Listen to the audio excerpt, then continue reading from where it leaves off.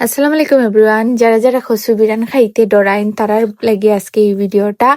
আর আমার ভিডিওটা সম্পূর্ণটা দেখবা, আমি লাস্টে দিয়ে আপনার সাথে টিপস কিছু শেয়ার করবো। আর এখানে আপনার লবণ আর তেল পরিমাণ মতো দিলাইছি। দেওয়ার পরে এখানে আমি আপনার পেঁয়াজ গুঁড়ো বালা করে একটু বাজি লিমো, বাজার পরে এখানে হলুদ আর এখানে আমি একটু কারি পাউডার এড করবো।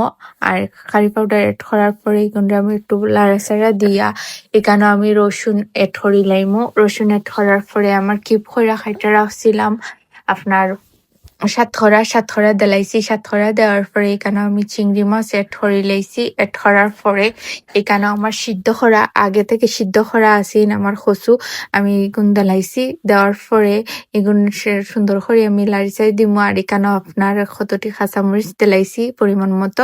আপনারা যতক্ষণ যে যেরকম পালা ফাইন কাঁচামরিচ এড করতে পারেন। আর এই নিয়মে আপনারা কচু বিরান খাইলে একবার খানে বারবার খাইতে ইচ্ছা করব।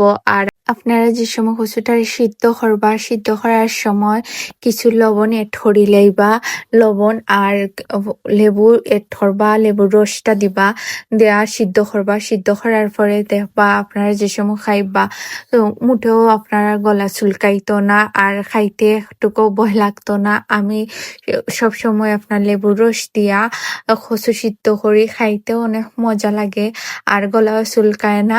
আজকের ভিডিওটা এই পর্যন্তই। আল্লাহ হাফেজ।